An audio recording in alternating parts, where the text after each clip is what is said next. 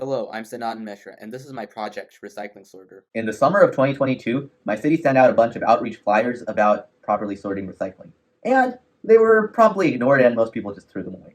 And so that got me curious. Why was the city spending so many tax dollars and putting so much effort into spreading awareness about sorting recycling? Okay, now I began digging deeper, and then I realized that improperly sorted recycling leads to recycling contamination, which is a major environmental problem. I traced it back, and the source was recyclers like us.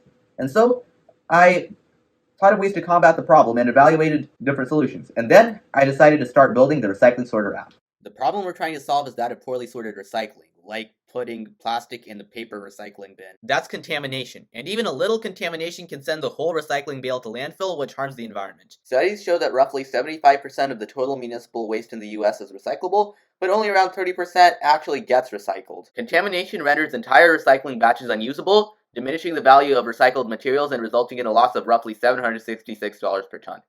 Additionally, it increases the cost of recycling by at least $300 million per year in the US due to additional labor, processing, and machinery repairs.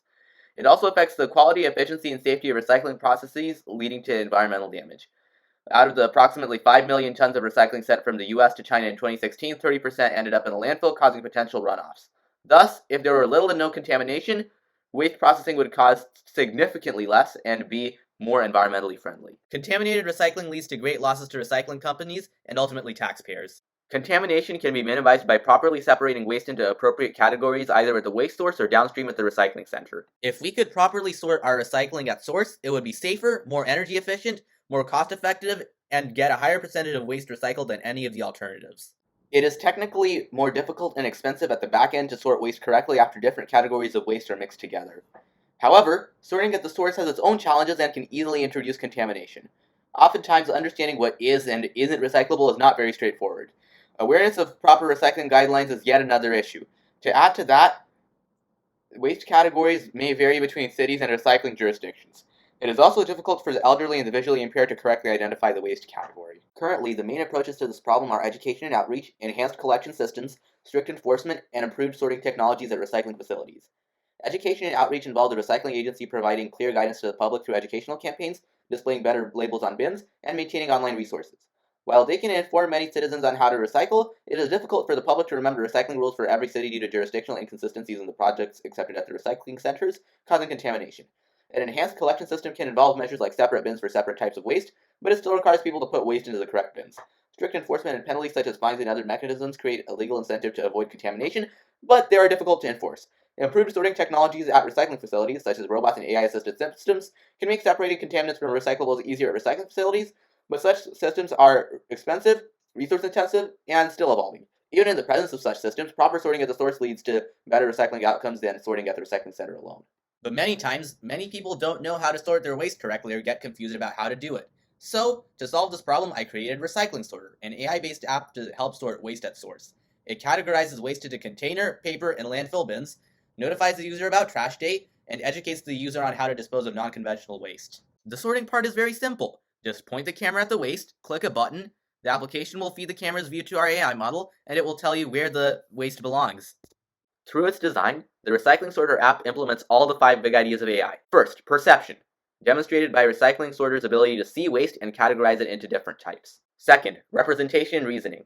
Images from a smartphone camera are encoded into numbers to allow the model to inference on them and classify waste. Third, learning. The model is trained on a dataset and then learned to classify waste without having any hard-coded logic whatsoever. Fourth, natural interaction. The waste type is displayed promptly and seamlessly upon receiving user input, and the app also prompts the user with a voice to help the vision impaired. And finally, fifth, societal impact. The app leads to more effective recycling by helping users, including the elderly and vision impaired, recycle better. The Recycling Sorter app is safe, secure, and protective of the data and privacy of its users. It does not send any information to any server, and the images that train models, both current and future, are either gathered by me personally or are already publicly available. The app does not collect or store any personal, location, or usage information even locally. The only information it stores, and that too locally, is trash date, which is extremely generic. The only downside of the app is that, like most AI, it can misclassify waste. A better dataset and better model can help reduce the chances of this in the future. Beyond privacy, other design considerations were scope for improvement through a modular system accepting any model, a simple UI and workflow with audio results for the elderly and vision impaired, and optimization for efficiency. The model used in this app has a MobileNet v2 feature extractor connected to a fully connected layer for outputs. Its input is an RGB image of size 224 by 224, and its output is probabilities of the image being a container, paper, or trash. I chose MobileNet because it is an image classification model, it came off the shelf and only needed retraining on new data through transfer learning, and it is lightweight enough to run well on a mobile device. The dataset I used was a combination of the TrashNet dataset and self-collected image samples. The application was coded with Java, the Android SDK, included the Android Jetpack, Camera X, and Chrome Custom Tabs APIs, and TensorFlow Lite, which inferenced from the model. The model was trained using Python, TensorFlow, and Keras. When we used holdout validation from the training set with a 70-30 split, our model's classification accuracy was 88.62%. When we used the model in the real world, we found that it had a 75.61% classification accuracy. However, while it had 100% classification accuracy for containers and paper, it performed very poorly on landfill trash. The model will perform better when trained on images of landfill trash with an actually appropriate resolution. Recycling Sorter also comes with notifications for trash day and resources for disposal of unconventional waste and potential recyclables. Recycling Sorter will lead to safer, more effective, and cheaper recycling that is more accessible to children, the elderly, and the visually impaired, leading to a more healthy society and environment. Although my app's performance is good, to make my app usable in the real world with minimal miscategorization, I would need to improve it to achieve at least a 90% classification accuracy for each category by using newer and more sophisticated image classification models and larger datasets. Various data augmentation techniques to simulate a variety of backgrounds, lighting conditions, resolutions, and orientations using a relatively smaller dataset can help further increase the accuracy of my app. I plan to add subcategory detection capabilities to the model, which will enable the app to be tailored to specific jurisdictions. In the future, the app will be enhanced to dynamically apply waste classification rules adhering to the user-selected jurisdiction and direct users to recycling guidelines pertinent to that jurisdiction. Currently, the app is only in English, so I will need to make the language of the app's prompts and instructions change based on the user's preferred language to make it more accessible to English language learners. Lastly, the prototype is currently an Android app, and I will need to port it to iOS as well for maximum reach. Now, let's see Recycling Sorter in action. This is the home screen of the app, which helps you sort recycling using AI. Upon opening the app, you'll receive a notification for trash day. After that, the app is ready to use.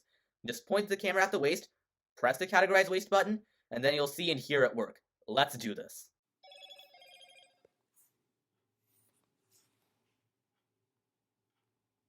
Paper-only recycling.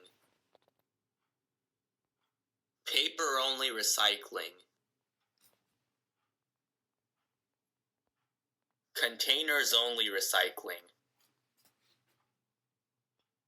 Containers-only recycling. Landfill trash. So, that's how you sort your waste. It's pretty simple to use and it works reasonably well. Now that was how Recycling Sorter classifies waste. Now let's inform ourselves about how to dispose of non-conventional waste, hazardous waste, and waste that may or may not be recyclable depending on jurisdiction. Just click the circled button titled Disposal Instructions, and you will see the City of Sunnyvale, California's How to Get Rid of Anything site that informs you of such things.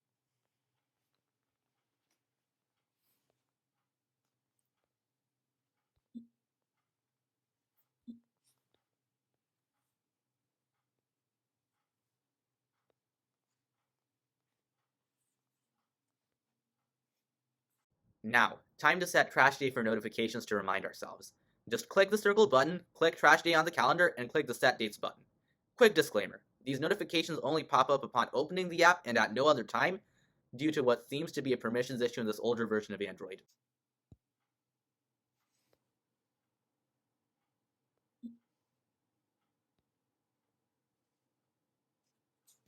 Now the next time I open up the app, I'll see the notification reminding me of the next recycling day.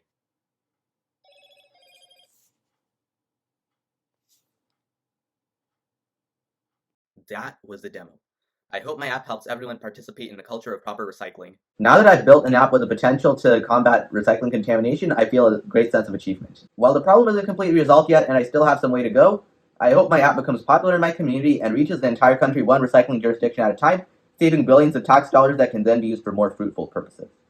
One thing I learned from completing this project is that whenever you want to take a good initiative, others will try to help you with whatever resources they can. All that matters is taking initiative and not just sitting around doing nothing.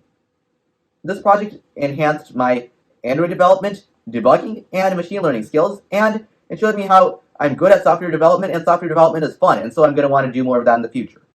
Thank you for watching.